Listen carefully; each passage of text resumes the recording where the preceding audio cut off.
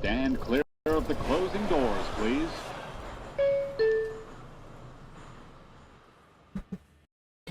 Who's even surprised anymore, ladies and gentlemen? It is just the same terrible nightmare on repeat for the New York Mets as they are once again snake bitten by a huge crooked number from the opposition. A 5-run 6th inning on the back of Reed Garrett. Reed Garrett, who came into this game today in the middle of the 6th inning, despite only 90 pitches being thrown by Clay Holmes. But Carlos Mendoza, despite knowing that it is a doubleheader today, despite how taxed the bullpen has been over the last 3 weeks, the first time you get a starting pitcher to throw a pitch into the 6th inning during this whole horrific 3-week period of baseball for the Mets. Can't wait to go to Reed Garrett, who has an 11.25 ERA since June, and he immediately craps all down his leg as the Mets are once again punched in the face and lay down and take it and are embarrassed out of their own park today in the Game 1 loss to the Brewers. A final score of 7-2. The New York Mets have lost 4 straight games after getting swept by Pittsburgh this weekend. They are now just 10 games over 500. They were 22 games over at one point this season. It is now almost under double digits, and I am fed up and sick of it. Guys, what's up? I'm Tony Metro. If you're new, be sure to subscribe. Daily Mets content here on my channel. Post-game recap after every single Mets game.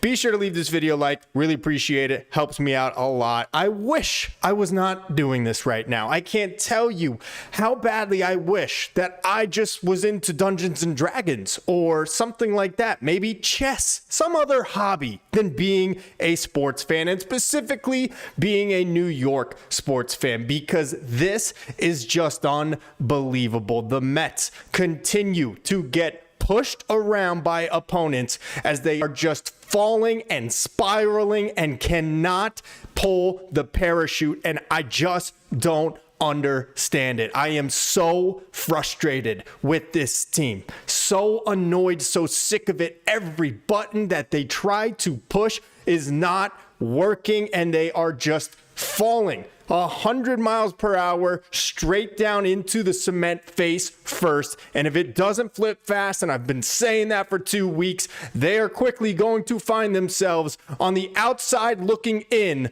of the National League playoff picture. Let me go to the chat real quick. I see we got some people popping off already. Stefan from Amsterdam, my man, what's up? Sorry you one time that you get to really watch a Mets game today without it being into the wee hours of the night for you out there in the Netherlands, and you got to watch this garbage. But then again, that is just how it has been for the Mets for the past 3 weeks. So, Stefan, what's up, man? Rough stretch. D-Rails, what's up? Always in the chat. Do you have to say it? I think I know what you're going to say, D-Rails, which is fire Mendoza, right? Because I know you've been on that train for a long time. I don't think that's happening, and honestly, I hate the decision he made today, and we're going to get into it, but I'm not firing Carlos Mendoza yet. I really don't think it's happening this year. I think Mendy is just dealing with what he's got, and unfortunately, he goes to Reed Garrett once again, and it continues to backfire on him. Horrible choice. We'll talk about it in a bit. Jimmy James C, they need another rain out before game 2. You can't lose if your game gets postponed. Oh man,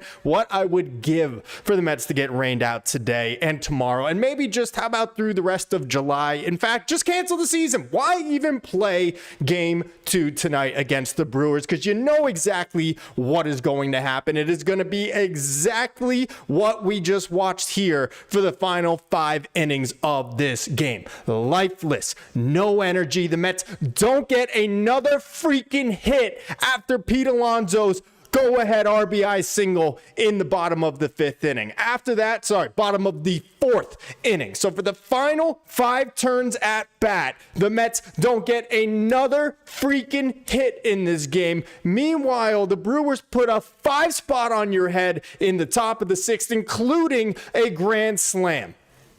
Absolutely unbearable watching this New York Mets team nowadays. Let's see. Stefan says Mendy's gotta answer and Stearns too. Well, David Stearns has his usual once per homestand presser.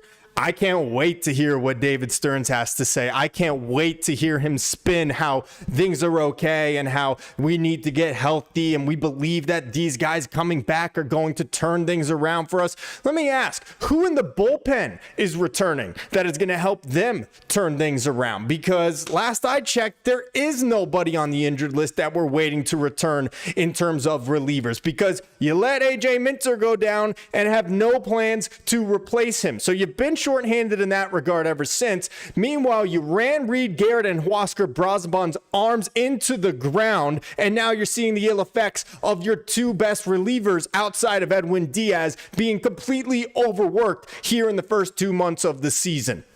I am so sick of this crap. Arteman Singh says, don't worry, David Stearns' smile will save us. Yep, there it is. David Stearns and the New York boy from Harvard, obviously the smartest guy in the room, boy kid wonder. He's got it. Don't worry. He's done this with the Milwaukee Brewers for 8 years, making more with less in a small market team. He can figure it out with $300 million on his payroll, right? Right? Not based on the moves that we've been seeing him try to patchwork this way. And guys, I always say it, it's 162 game seasons. There's going to be stretches where you do have guys like Davinsky and Waddell's and Jared Young's playing for you, but now we are going on well over a month and a half with below average replacement level players consistently being up in big spots. And now the guys that were getting the job done, like Garrett and Brazaban, are not doing their job because of how much they have had to work early in this season. Stefan says, well, I'm going to sleep in 2 hours. You guys have to watch another game. Yep. Thank God for you. You get to go to sleep and you don't have to watch this second game. I will be tuned in again for game 2. And like I said, why even bother? Why even play game 2? Why don't you just sacrifice it? Why don't you just surrender the game, whatever it is? Because this team does not look like they want to play ball. This team looks horrible. Every freaking time for the last 3 weeks, the Mets get punched in the mouth, cold cocked, and they lay down and take it. They show no fight. Weak ground outs to the opposite side of the infield. Pop-ups just beyond the infield. They can't put together a rally to save their lives. 6-2 might as well have been 60-2 because this lineup shows absolutely no fight as soon as they fall behind. They have just 2 freaking hits in this game today. 2 hits after scoring a combined 4 runs over the 3-game series with the Pirates this past weekend. What is wrong with this lineup? If you watched my stream yesterday, we went into that little article where Eric Chavez, quote, explains the Mets hitting slump. He didn't do any of that, actually, by the way. He basically just said, it's got to turn around. It's got to turn around. Well, what's the plan to turn it around? You're the hitting coach. What's the plan to get this lineup hitting the way it should be? Because clearly, despite 2 off days from Monday, the rain out yesterday, nothing changed. In fact, it may have actually gotten even worse. Just 2 hits in this one. Mets Talk with Hayden, ready for football and hockey season. Not me. Oh my God, I have nothing to root for in that regard. The Jets, Jesus, don't even get me started. Maybe the Jets will give me less headaches than the Mets will, because at least the Jets have no expectations going into this year. But man, I'm not looking forward to football season either, so there's no relief coming my way.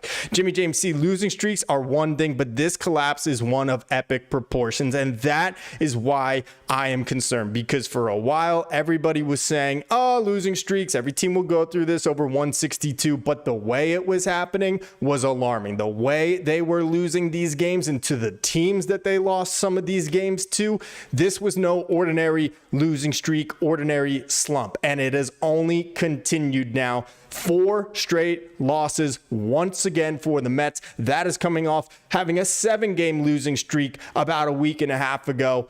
things continue to spiral for this team. The Phillies are playing a doubleheader with San Diego. They were down 6-0. Look what the Phillies did. It's now 6-3. So you're saying when you fall behind by multiple runs, you're allowed to try to come back? You're allowed to score runs of your own and try to get back in the game? Because I've never seen the Mets do that. Not in 2025, I haven't. The Brewers put up 5 in the 6th inning, and the Mets are like, that's okay. You guys have this one. Don't worry about it.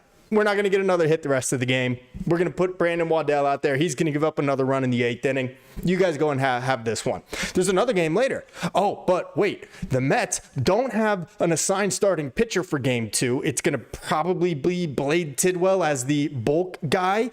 And the Mets are going to be going up against rookie phenom Mizorowski, who has a 1.5 ERA. So it's very, very likely, if you ask me, that the Mets are going to get swept in this doubleheader today. They are going to lose game 2. They are going to fall further behind the National League East standings. The Brewers are basically about to leapfrog us in the National League overall standings for the wild card. They go to 48-37 with their win today, and the Mets are 48-38. So actually, they have now already jumped a half game ahead of the Mets, and I would not be surprised at all to see the Mets lose game 2 with another lifeless, non-enthusiastic effort from this lineup as Blade Tidwell is handing out free passes and 2- and 3-run homers, as has been the case for this whole Mets team for the last month. I am disgusted by this team. Adamant says, need more Tommy Pham on the Mets. Well, Tommy Pham, maybe not as the actual player, but someone that could get this lineup and this team going, because we know what he said about the 2023 team. This is mostly the same core, so I wonder what he'd have to say if he was in the clubhouse about this team's work ethic, about this position player and lineup's work ethic. That was his beef when he was traded in the middle of that season, so that's a pretty interesting call there by you, Arteman. Sorry, I'm blind. Stefan, against those Mets pitchers, I'd average 150 batting average. Hey, you might do even better than 150. Honestly, I mean, you just go and stand up there. They'll walk you. Reed Garrett gets to an 0-2 count. He throws 4 straight splitters. They all miss. That is what ends up loading the bases for the eventual grand slam from Ortiz. The dude hit into a double play with the bases loaded earlier in the game, and then, of course, hits a nuke of a grand slam to left field off Reed Garrett, who has been terrible lately. Let me finish with the chat, and then we're going to run into this. Mets fan, I've never seen a team in a slump where they are basically losing every game by 5+ runs. Eric Chavez is a disgrace. 100%. I mean, they are going down by huge margins on a daily basis. And a lot of it is because the pitching staff has been horrible. The bullpen has just been beyond embarrassing. But if this lineup could ever do what the opposition's lineup does and have a crooked inning, what a revelation that would be. This lineup that consists of maybe about 2/3 of the $300 million payroll. Could you imagine if the Mets lineup could do what the Pirates lineup just did to the Mets over the weekend, or what the Brewers eventually did to them here today in game 1? Wow, what a concept. I would just be over the moon if they could. Robert Lupinacci, I'll bet my house the Mets lose. Yeah, that is a pretty safe bet. I'm not going to actually tell you to do that, but you probably should do it, because there's no way the Mets are winning game 2. I can almost guarantee it, okay? There's no shot the Mets are coming back to win the game 2 nightcap of this doubleheader. Not after the performance I just saw from this lineup. You already wasted your best bullet in Reed Garrett. He won't be available. So unless the Mets lineup does the miraculous and actually scores more than 4 runs in this game coming up, there is no chance they're going to win. And guess what? They ain't scoring 4 runs with Mizorowski on the mound for the Brewers. Let's see. Jimmy James C. If they don't fire Mendy, they should fire the rest of the coaching staff just to send a message. I've been saying it for a long time. Fire Eric Chavez. He is the person to be fired. The lineup has been well below expectations and underperformed from the second this season began. I'm not about firing Carlos Mendoza. I am totally okay with firing Chavez. I'm not firing Jeremy Hefner. We know the great things he has done with the rest of the pitching lab. So I think the perfect person, if you want your sacrificial lamb, if you want your pound of flesh, as they say, would be Eric Chavez and Jeremy Barnes. You need to get this offense going. So whatever it's going to take, Guys, let's get into the game real quick. Immediately, I mean, 2 pitches into the game, you have Sam Frelick hitting a leadoff homer off Clay Holmes. Who could have predicted that? Oh, wait, all of us, based on how the Mets have been going for the last month. But it doesn't end up being too terrible of a start to this game. The Mets tie it up in the third. They get first and third, nobody out. Good job by Brett Beatty with the sacrifice fly to knot this one up. Then in the bottom of the fourth, Juan Soto draws a walk, steals second. Pete Alonso with an RBI single puts the Mets up 2-1. Clay Holmes is looking pretty solid. The Mets have worked Freddie Peralta's pitch count very high in those first couple of innings, and I'm thinking the Mets might be able to steal one here despite the Brewers having their ace on the mound. Clay Holmes doesn't have his best stuff. 5 1/3 innings pitched, 3 hits and 4 walks. The walks have been a big issue for Clay Holmes. He definitely didn't have the great command, and really that he hasn't had in his last several starts, but still is bulldogging his way, getting a lot of ground balls. And I'm thinking in the middle of the 6th inning, he gives up a leadoff walk. He then gets a hard fly out for the first out of that inning. And I can't believe my eyes that Carlos Mendoza is coming out to make a pitching change. On a day where you have a double header, on a day coming off the heels of the last 2 or 3 weeks where the bullpen has been overused and has completely spit the bit every single time. I cannot believe that Mendoza is walking out to the mound right then to pull Clay Holmes. 90 pitches to that point in the game with 1 out in the 5th. He's got the middle but closer to the bottom third of the Brewers lineup ahead of him. I am just losing my mind. And immediately, the first pitch that Reed Garrett throws is laced down the left field line for a game-tying double. And at that point, why even continue watching? You knew what was going to happen if you're a Mets fan and if you've been watching for the past month. You just knew that big inning that has been biting the Mets in the ass for the last 3 weeks during this stretch of baseball was about to happen. But not even I could have predicted it was going to be as bad as it was. Garrett gives up another base hit. He walks the next guy despite starting ahead of him, 0-2 in the count, and then falls behind 3-0 in danger of walking in the go-ahead run. In my head, I'm thinking, please don't walk him. Please don't walk him. I wish he walked him. Instead, 2 pitches later, Ortiz hits a grand slam, and the game is over. I blame this one on Carlos Mendoza as much as I do Reed Garrett. Why the itchy finger to pull Garrett or to pull Clay Holmes there with 1 out in the 5th inning? I understand that that was a hard out for the first in the frame. I understand that. 90 pitches. If Clay Holmes is going to be a starter, and that was the grandmaster plan this offseason, that we are so smart, we're going to convert Clay Holmes to a starting pitcher instead of just re-signing Jose Quintana, who the Mets will face off with tomorrow, or Luis Severino. Did you think that you were going to be able to push him deep into games come summertime? Or were you going to have to do this plan of preserving him all the way through the rest of the regular season and a hopeful run in October? Because if this is, well, he was at 90 pitches and that was our plan coming into the game, that's what they said when this whole losing streak, terrible time began against the Rays. They pulled him after 5 innings because he was at 95 pitches, and that was their plan heading into that one. Well, if that was the plan, then you didn't do a good job of building a rotation, because it was already fragile to begin with. Then you throw in Clay Holmes, who is well beyond the amount of innings he has ever pitched in a single season in his career. And now he's getting pulled in a game like today, where he's only at 90 pitches with 1 out in the 5th. And you once again have to go to Reed Garrett, who for the first 2 months of the season was great. March through May, 0.73 ERA. Opponent's batting average, 172.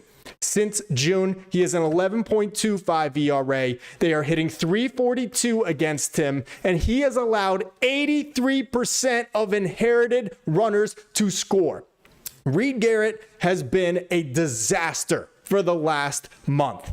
Part of it being overworked, being asked to constantly get the Mets out of jams, and part of it is on him. And this is just another gut punch for the Mets. Let me go to the chat real quick. Oh, man, guys, I hate it. I hate it here so much.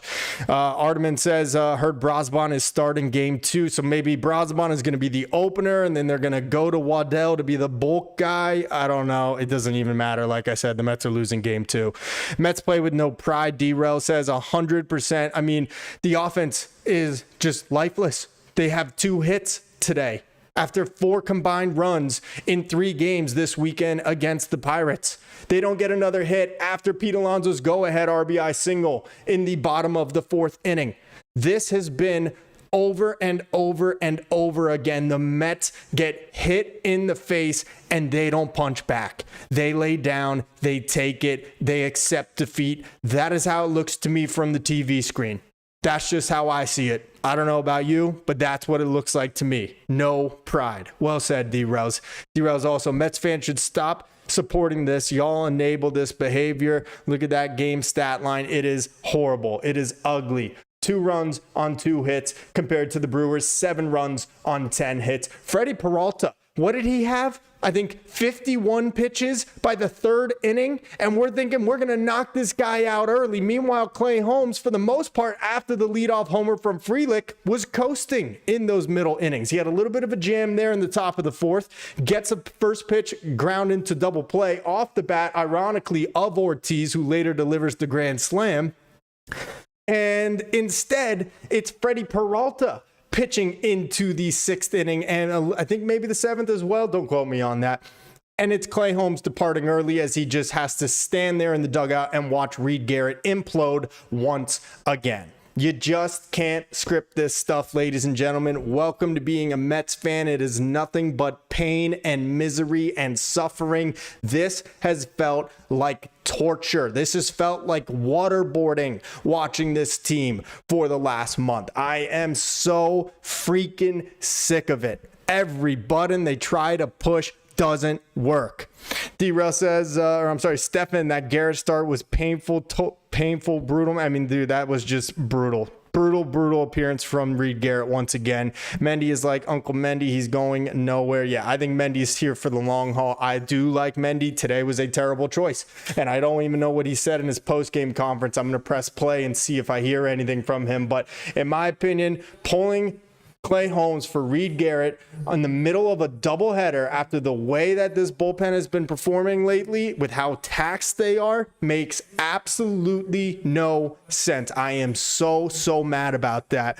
Danny says, I think all Mets fans should collectively and simultaneously scream as loud as they can to knock the universe back into alignment. That is a good idea. I like that. So on the count of 3, everybody scream. Ready? 1, 2, 3. Okay, I feel a lot better. Oh my God.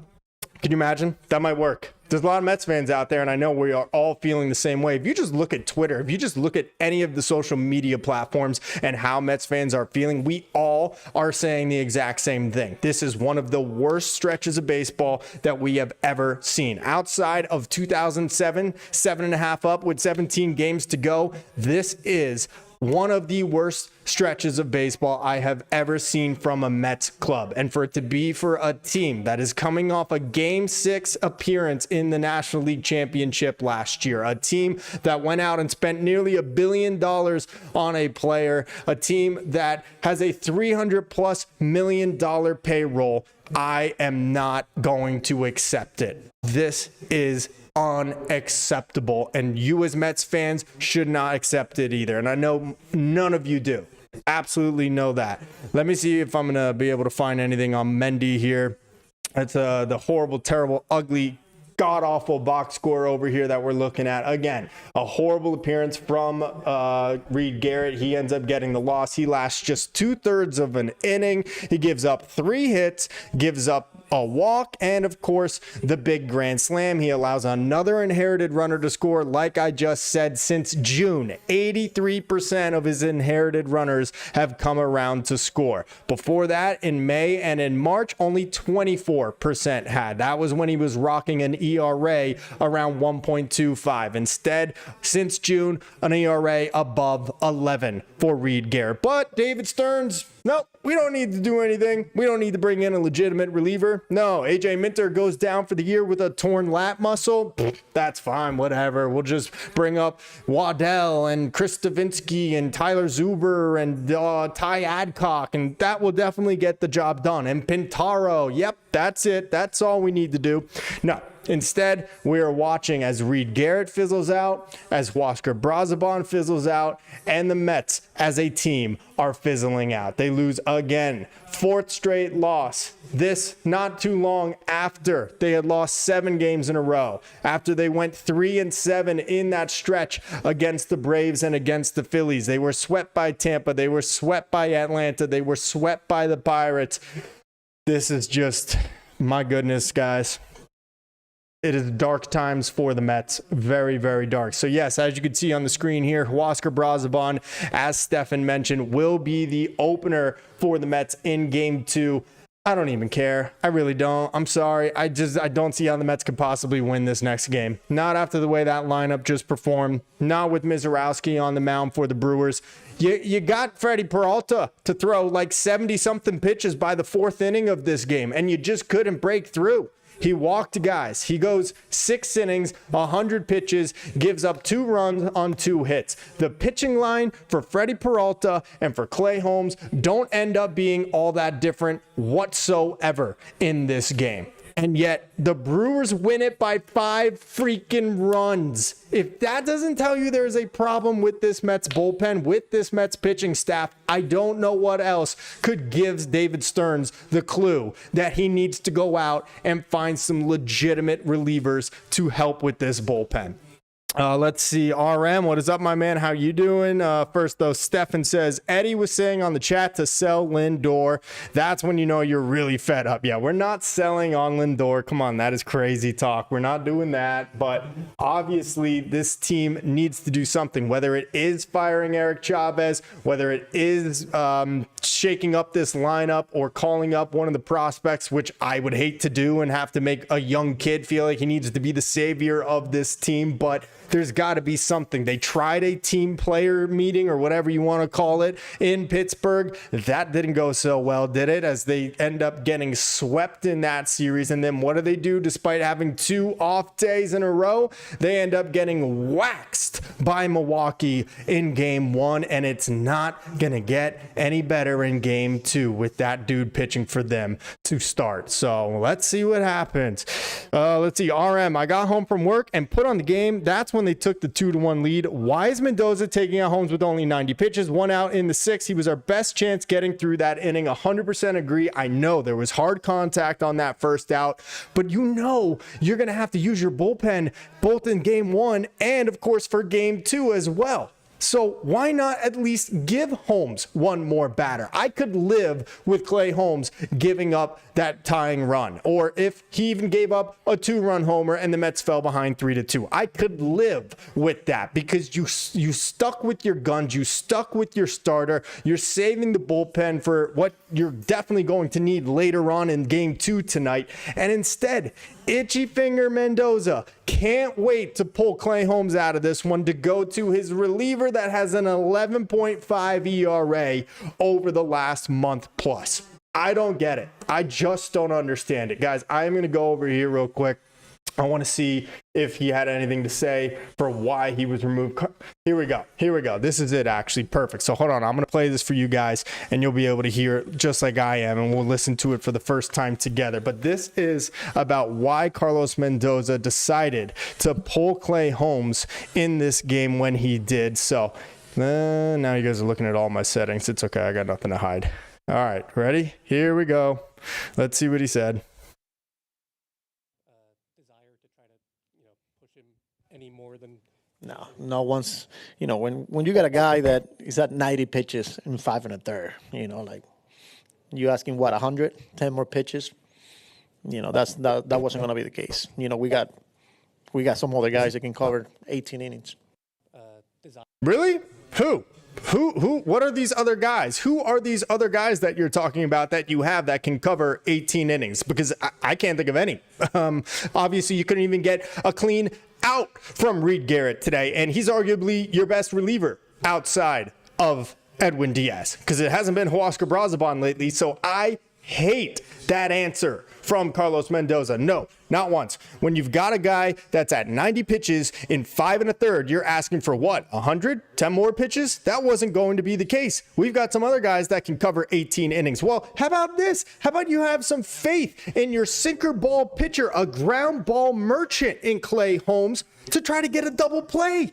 He might throw the next pitch and get a double play just the way that he did in the top of the 4th inning to end that frame. Christian Yelich was on first in that inning in the top of the 6th. Who's to say the very next pitch Clay Holmes throws isn't a ground ball double play? Clay Holmes gets through 6 and the Mets still have a 2-1 lead. I hate that answer from Carlos Mendoza. Completely unacceptable. I almost rather him give me the whole crap of, well, you know, it's a long season and he's converting from a reliever and we need to make sure he's a... No, I almost wish that is what he said instead of that bull crap that he just tried to spin at us.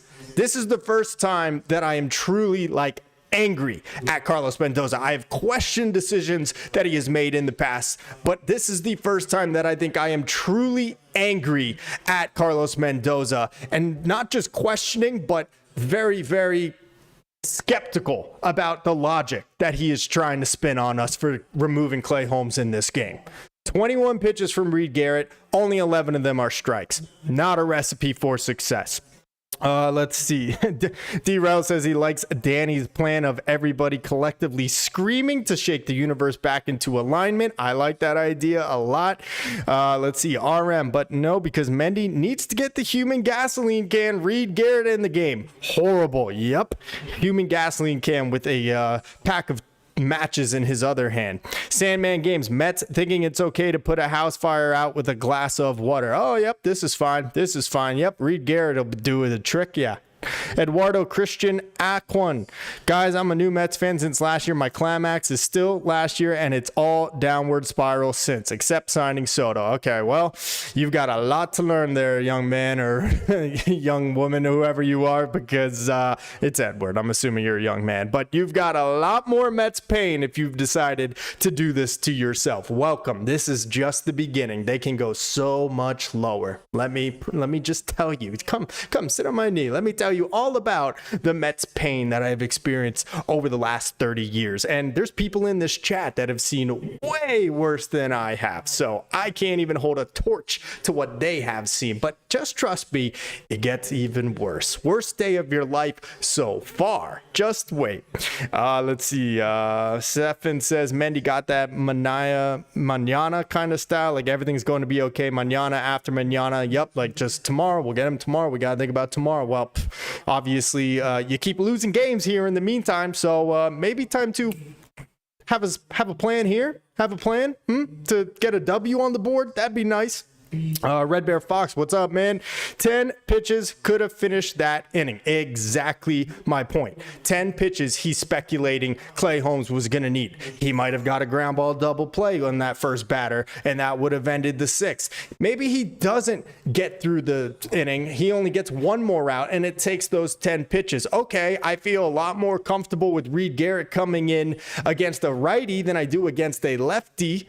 A lefty that ends up hitting that game-tying double, setting the table for that huge inning for the Brewers there. And maybe you only need one more out from Reed Garrett then. But instead, he rolls the dice with a guy who's been just terrible lately, and it absolutely backfires on him once again. Who could have predicted it? Red Bear Fox says, yeah, I expect 10 more pitches because that could have been the difference. Exactly. Sandman Games, I think I saw Mookie on the dog with a Dodger sweater on. Don't you ever say that again, Sandman Games. Don't you ever talk about my dog Mookie wearing a Dodgers shirt or anything. Ever. You touched a nerve. That is my least favorite team in all of sports. And when I got this dog, I lived in LA and I named him after Mookie Wilson. But of course, everyone in LA thought it was after Mookie Betts. And I had to explain to everyone, no, it's Mookie Wilson from the 1986 Mets. And they were like, huh? Who? And I finally just got to the point where I was like, yeah, Mookie Betts, whatever. So please, if you really want to see me just go over the edge just talk about Mookie Wilson and my dog being named after him and the Dodgers, and I will flip this table. Oh, it's terrible, guys. It's terrible. Let's see, RM 1042. You should never manage your pitching in the current game you're in for the sake of tomorrow, because tomorrow you could put 15 runs and it becomes a moot point. Exactly. I think this is a game the Mets could have stolen. You had Freddie Peralta, I wouldn't say on the ropes, but much deeper into his pitch count than you would normally see from a pitcher of his caliber, and the Mets can't take advantage of it. First and foremost, the offense, again, doing absolutely nothing, just 2 hits in this one, despite a walk, getting hit by 2 pitches by Peralta as well in this game, but overall, just 2 hits. 0 for 4 from Lindor today. 0 for 4 from Starling Marte. 0 for 3 from Soto. 1 for 3 for Alonso. Nimmo 0 for 4. Vientos 0 for 3. McNeil 0 for 2. Terrence with the base hit. And Beatty 0 for 2 with the sac fly. Holy effing crap. That is a disgusting final line from this Mets lineup. 2 freaking hits. 1, 2, 3, 4, 5, 6, 7. 7 strikeouts. Not pretty. The Mets have lost 14 of 17 games, everybody. This is great. Let's see. Stefan says Mendy said a few weeks ago that he is real careful with Holmes, max 5 to 6 innings. And again, that all goes back to the Mets' decision to say, let's take a lifetime reliever and convert him to a starter. And I'm sure there won't be... I just stopped. And I'm sure there won't be any issues with that, despite how delicate this rotation already was with Senga on the team and with Minaya experiencing dead elbow in the postseason last year. And with David Peterson, who has been healthy, but you never know. He's had some health concerns in the past as well. So let's take Clay Holmes and ask him to become a starter. And while the results have been good for the most part with Clay Holmes, if you can't go into the 5th or 6th inning on a nightly basis because you need to limit his innings for the year, then it was a shitty plan. And now it is backfiring on the Mets. Literally in this game, it backfires on them and it cost them this one. Again, who knows if the Mets actually win, because you would have been asking for at least 3 scoreless innings from this bullpen, which is like asking for a mortal to turn water into wine. But the Mets at least were leading 2-1. Then again, the offense did absolutely nothing today. Let's go back to the chat here. Sandman game, should I ruin my nice dinner tonight and watch game 2? No, don't do it. I personally would not be watching if I wasn't doing my streams on this channel, so I have to watch, and I am just a glutton for punishment. But Sandman, I don't believe you have a YouTube channel where you're trying to grow it, so I say to you, take the night off. The Mets have taken plenty of nights and days off recently. There's no reason why you as a fan shouldn't be able to. I would not ruin my dinner if I were you, man. I would pretend they didn't even play. Check the score in the morning. Stefan says, still love the Brooklyn Dodgers, though. Those jerseys are the shit. Yep. So my grandma was a Brooklyn Dodgers fan.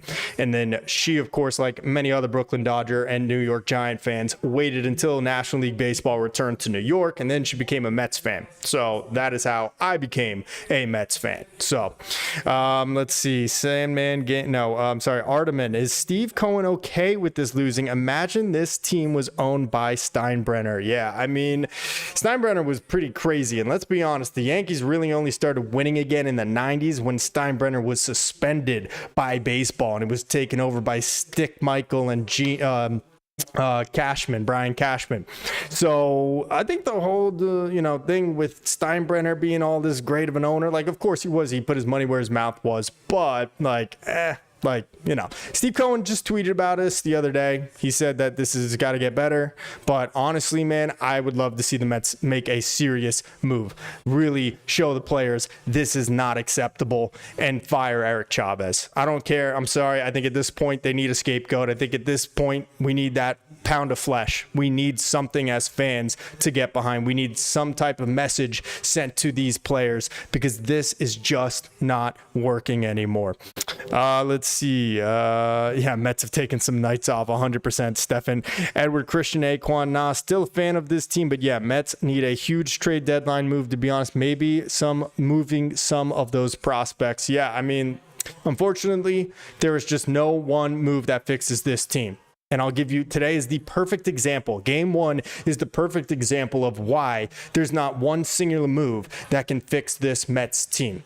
You have Clay Holmes, who can't finish the 6th inning because he is converting from a relief pitcher from throughout his career. So the Mets definitely need a starting pitcher. You couple Holmes probably not being able to get through a full season in October with normal innings, and then with Senga's injury, with Manaya's injury, with the injury to Griffin Canning, with the poor performance from Tyler McGill before he got injured. So a starting pitcher is something they definitely need. Then you had Reed Garrett get absolutely exposed once again for, I don't know, the 7th time this month, it seems. Reed Garrett has been bombed by the opposition as he's trying to lock down a game or close out an inning. And so reliever is something the Mets need. Probably two. One from the left side, one from the right side. That's at minimum. And this, all without saying that they only got 2 hits today as a team. They need a bat, they need 2 relievers, and they need a starting pitcher. So unless Shohei Ohtani has been cloned and is available, there is no one player that is going to solve all of this team's issues. I am beyond panic. It's just anger now. This is the 5 stages of grief, as I have said. The Mets are just barreling toward a dead end here as they round out the first half of baseball. They look like a little league squad right now. Red Bear Fox, this team is full of soft men. No one has shown any anger. No coolers being kicked. No bat snap. No one shows any frustration at losing. 100%. I don't know how I feel about guys having to do that kind of stuff to rev each other up, but it'd be nice to see a little more, anger, a little more passion from these guys. I mean, I'm not going to get on Juan Soto, but that at bat in the 9th inning was just like, we lost, forget it. 1, 2, 3, 3 pitches. He goes down swinging. And again, the Mets just, after getting punched in the mouth, have no answer back for the other team. If they go down by more than 2 runs or even just 1 run, they are like tuned out for the rest of the game. They don't expect to come back. They are not going to come back. And they just do nothing for the rest of the game. 2 hits in this game. The final one coming in the bottom of the 4th inning. What the hell is wrong with this team? Let's see. Stefan says they were bottle flipping. Could you imagine if the Mets were in the middle of this stretch right now and they were bottle flipping? Oh, I would lose my shit on this team if I saw that. Thank God that is not what they're doing. But maybe they should start doing some more bottle flipping because that's what they were doing in LA. Then again, maybe that's kind of really when this all began. Let's see. Walter Schobach. So I can't say that name. Stop talking about the deadline. Are we going to acquire 5 pitchers that can pitch and 4 hitters that can hit? That's exactly what I just said. I mean, they need so many things at this point. Who even knows? Eric Douglas. Hey, Tony, what do you think of Mets going after Bo Bichette in free agency? He's an underrated hitter and fielder. Plus, hits great with runners in scoring position. I mean, I'll be honest, Eric, I am not even thinking about next season, man. I am hoping the Mets can turn it around in 2025. Think Bo Bichette would be a nice player for sure, but I am just hyper focused on the Mets trying to correct course and get back on track here in 2025. I don't even know if that's possible at this rate, the way things have been going, but good news is Phillies did lose their first game of their doubleheader with San Diego today.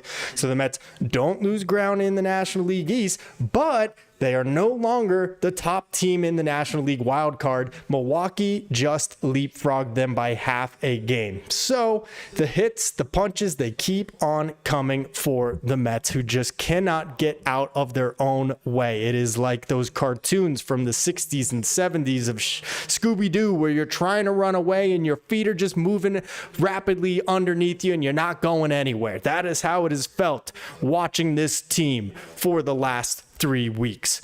Arteman says Red Bear Fox correct on the softies on this team. Hence, I mentioned Pham because of his character. Yeah, I mean, I don't specifically want Tommy Pham back because he's just not that great of a player, except, of course, when he plays the Mets this past weekend. But I hear what you're saying about it as far as the energy, the character, his willingness to call out that team in 2023 for their work ethic or lack thereof. So I am totally, I get what you're saying on that one for sure. But at the end of the day, the Mets need talent. The Mets need more talent in the pen, more talent in the lineup, more talent in the rotation, guys that can give you some length.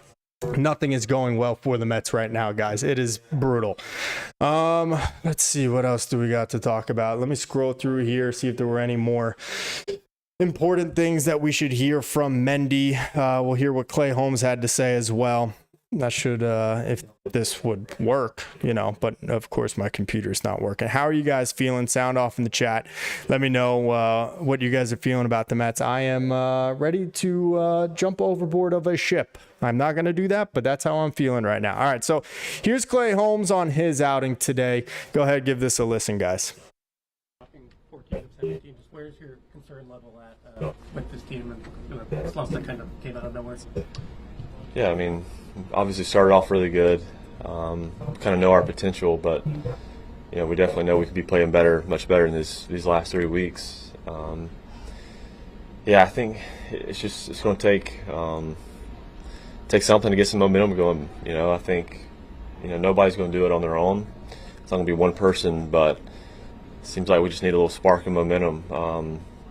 Right now it's like when one thing's we do well, the other thing is kind of falling behind. So it's just really getting that confidence. I think there's still belief in the room. I mean, there's a lot of guys in there that have been here before, have had tough stretches in the big leagues that you can look to and say, hey, let's this guy's been there before. He's done it. He's come out of it, and we can follow that. So there's good leadership. All right. Yeah. Okay. Bunch of cliches. We've been through this before, all as big leaguers, and we believe in this team, and the guys each other haven't lost faith, and da da da da da. And I'm not mad at Clay Holmes. The answers suck. It is what it is. Yeah. Great. Okay. So where's the spark coming from? He says we need a spark of momentum. There's still belief in the room. Okay. From where? Who? Who's going to do something? Who's going to step up? And like he said, it's like we can't do everything well at once. It's either one day the starting pitching does well, but the bullpen implodes. The bullpen pitches well, but the lineup can't hit. It is always something different from the different levels of this team. Lineup, bullpen, starting rotation. You pick the day, you pick which of those three things, and one of them won't pull their weight and get the job done. So when does it flip? Will it flip? How does it flip? Because I have seen no signs or indications over the last 3 weeks that anything is going to change with this team. Stefan says this stretch will go on and on till Alonso throws a good ball to Senga on first base. I love that. Yep, maybe that's what they need, is to reverse the voodoo of Senga's injury. So Pete Alonso will have to throw a good ball over to Senga covering first base on a pitcher fielder play. I love that idea. That's the only way. That's the only way. Eric says, nah, Mets still in it. Better to go on a bad 3-week stretch in mid-June than mid-September. Still time to right the ship. Yes, that is true. 100%. But damn, this is just crazy. And it is getting to the point now where we are getting leapfrogged by other teams in the National League. Not just the East in our own division, but now by teams in the wild card. Milwaukee going up a half a game ahead on us. And we'll see where the rest of things play out. But it is now panic level 100 out of 10. So hopefully they do turn it around fast. But man, I've been saying that for 3 weeks. And if this keeps bleeding into July, well, then it's August. And all of a sudden, it ain't that early anymore. It ain't the middle of summer. We're getting toward the end of summer, and then you're leading into September before the playoffs. So it can go like that on you if you're not careful and don't start turning things around. Herb Wallace, what is up, man? Haven't seen you in a while. It says, looks like Nick Castellanos was right when he said Jose Iglesias was our MVP last year. We don't have that now. Whole team looks dead.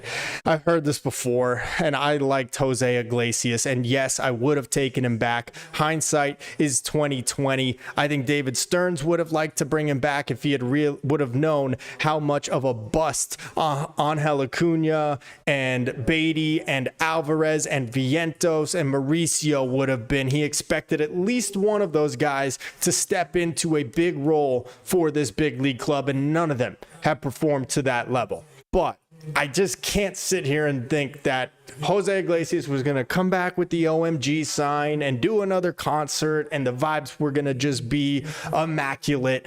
I can't believe that is the reason the Mets aren't winning right now. I have to believe that guys like Lindor and Pete Alonso and Brandon Nimmo, and though he's new, Juan Soto, with his breadth of experience in the big leagues, having won a World Series and been to another and being one of the best players in the sport, would have enough leadership, enough balls in that locker room to say the right things and do the right things by example and get this team back on track. But that has not been the case. Maybe it was Jose Iglesias and OMG all along. I don't know. Stefan says on the training field, it's good to just break the spell. Yeah, exactly. Just a little drill of pitcher fielder practice between Pete and Senga. That will reverse the curse. I like that idea. Let's see. Walter says on Stearns a bit, for example, we had Reed Garrett penciled in as our top bullpen arm when he's played about 3 months of good baseball his entire career. Yeah, he was kind of a surprise, emerged last year as a really reliable reliever for the team. I think it was a little different because the pecking order obviously changed when AJ Minter went down. Ryan Stanek, they were taking another waiver on, another flyer on him after a really solid October, but not so great performance in the regular season down the stretch for the Mets. Oh, there we go. You can hear me? Okay, great. Yeah, I mean, this is kind of how David Stearns builds teams. He is going to try to build it with some patchwork kind of guys and hope that they can squeeze more out of them than what they have done in their career. And you can survive that way for a while when some of those guys don't actually step their game up. But when push comes to shove, you need legitimate talent. And the Mets have not enough talent around the margins of this core. They don't have a second baseman right now, unless you're telling me you're going to start Jeff McNeil. Well, then you really don't have a center fielder, because as much as I like Tyrone Taylor for his defense and his speed and his attitude as a teammate, he's not a particularly good hitter. And then you don't have a catcher because Francisco Alvarez is looking like he's going to be a bust. And Luis Torrens is what he is, a backup catcher at the major league level. And then it turns out we may not have a third baseman because Mark Vientos has taken a major step back. Another horrible day for him at the plate. So there's not enough talent around the core of Lindor, of Alonso, of Soto, of Nimmo to make this a good enough team. You have two nice starters in Senga and Manaea. Manaea hasn't thrown a pitch this season. Senga is now on the injured list. You've gotten a nice kind of turnaround from David Peterson dating back to last season, but Clay Holmes, we knew was going to be a question converting from a reliever. And then speaking of relievers, the bullpen.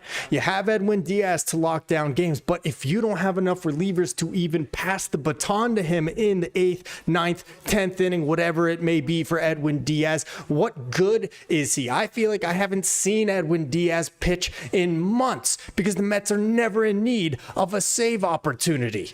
And that's because when you lose a guy like AJ Minter, you can't just call up these scrub arms of Jose Castillo and Ty Adcock and Tyler Zuber and Pintaro and all the other bums that he is trying to throw against the wall, hoping they would stick.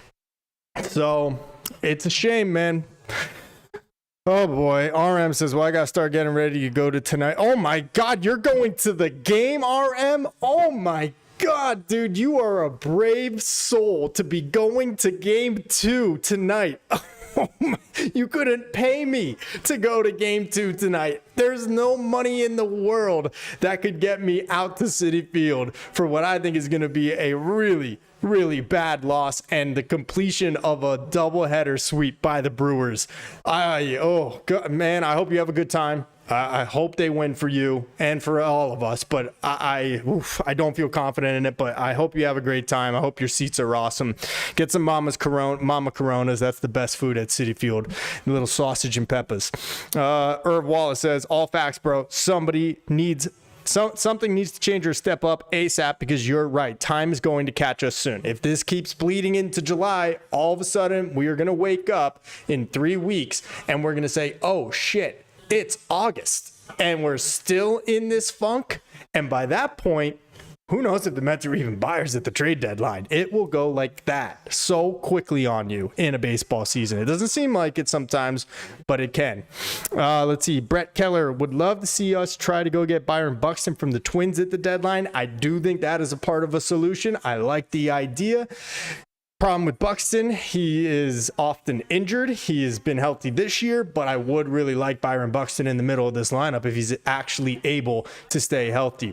RM says, LOL, I mentioned it the other night. I'm sorry, I must have forgot, but yeah, that's I hope they win, man. I really hope they win, because I would hate for you to go to that game and then lose and in the process get swept in a doubleheader. But I do like that suggestion there from you, Brett Keller. Byron Buxton, let's talk about him real quick before we wrap this up. I mean, yeah, the guy is one of the better players, one of the better center fielders in baseball. He is signed through 2028 though. So we are talking about acquiring a guy that has 3 more years of control. And like I said, one of the better center fielders in baseball. And when he's healthy and he's on, he's on. He's got a 277 average this year, 342 OBP.